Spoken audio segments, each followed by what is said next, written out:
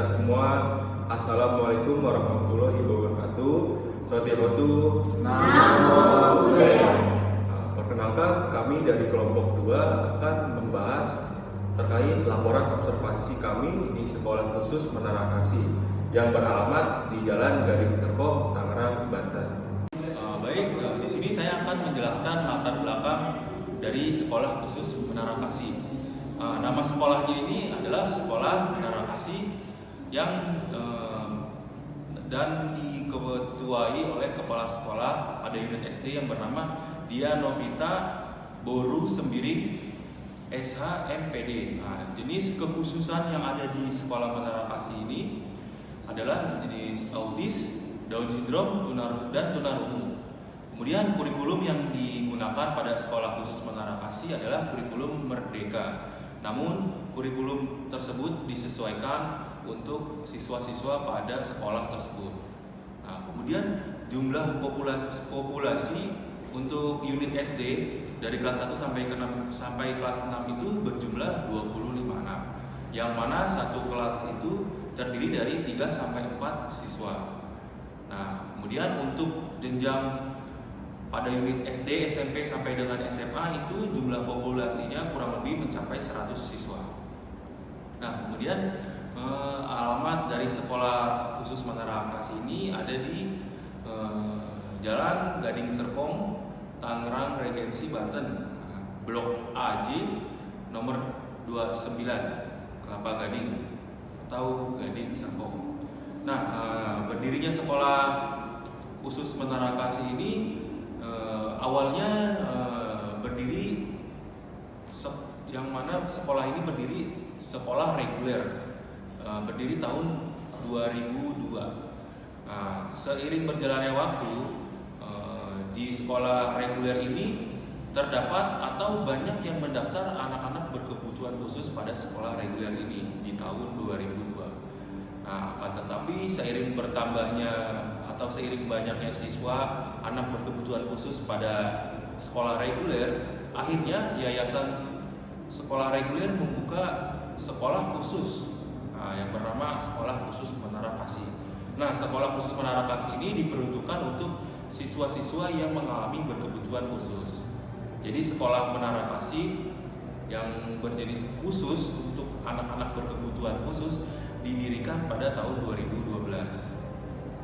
Selanjutnya kami akan bahas temuan-temuan kami pada saat kami observasi di Sekolah Khusus Menara Kasih yang berupa poin-poin. Poinnya itu ada 8. Berikut saya akan bacakan.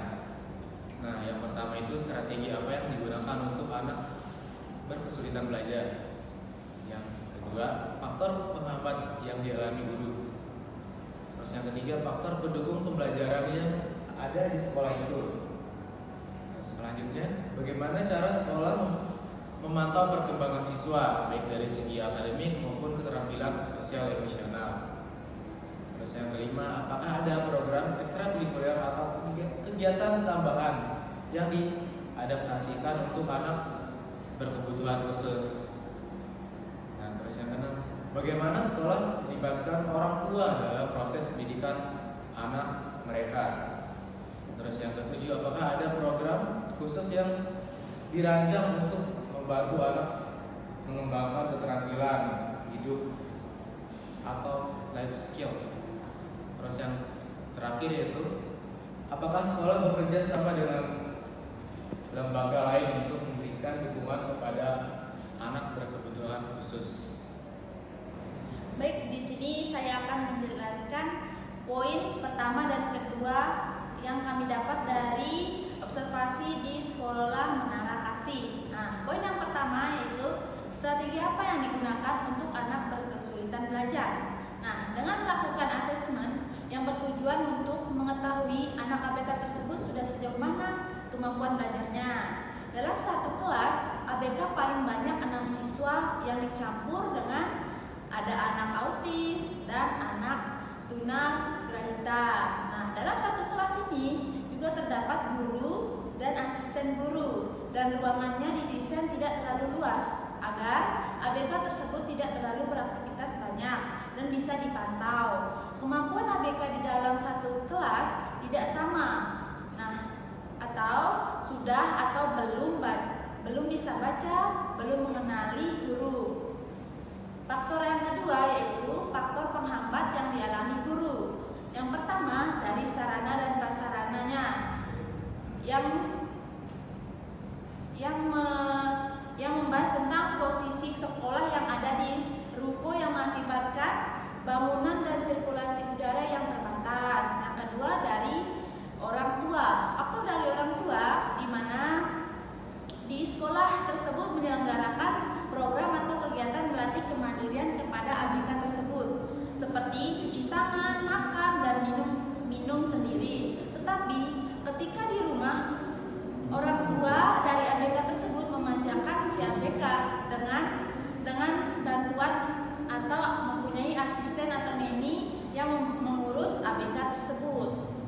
Nah, berikutnya kita akan bahas poin ketiga, yaitu faktor pendukung pembelajaran yang ada di sekolah itu. Mulai dari sarana dan prasarana yang sudah ada di sekolah Menara Kasih sudah terbilang sangat lengkap, jadi bisa dikatakan sangat mendukung pembelajaran. Karena sekolah tersebut sekolah khusus, tentu saja pembelajaran atau sarana prasarana yang disediakan di sekolah itu sangat lengkap atau cukup lengkap untuk media pembelajarannya.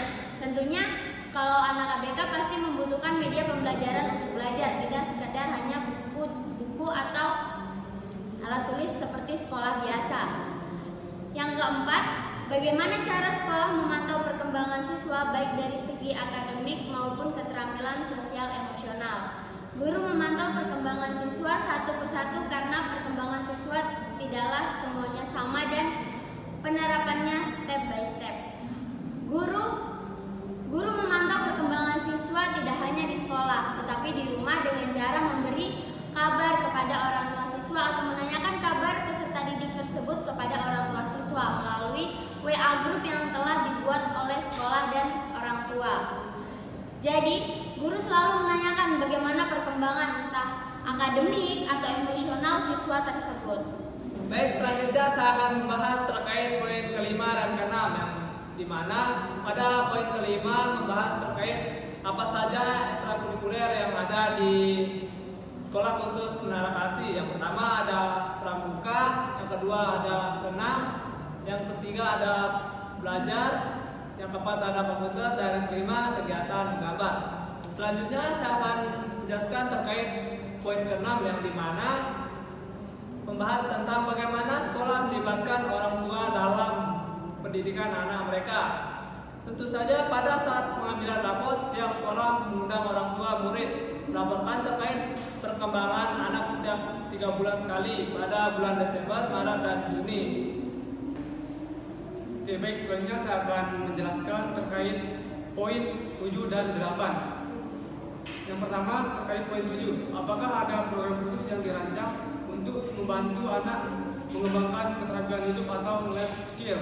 Nah, di mana program bina diri seperti makan sendiri, ke toilet sendiri, melatih keterampilan memasak, menari, dan memainkan alat musik.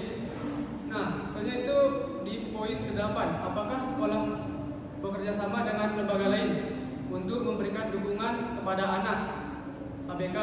Nah, di sekolah khusus Menara Kasih bekerja sama dengan sekolah reguler, yang mana masih satu yayasan dan diisi dengan anak-anak normal. Kemudian barulah sekolah Menara Kasih dibuat atau dibangun. Nah, itu tadi hasil laporan observasi yang kami lakukan di sekolah khusus Menara Kasih.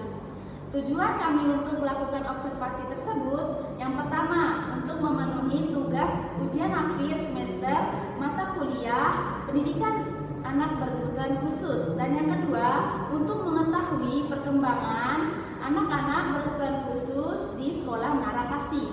Apabila ada kesalahan dalam penyampaian laporan observasi, kami mohon maaf. Wassalamualaikum warahmatullahi wabarakatuh. Seperti waktu Namo Buddhaya.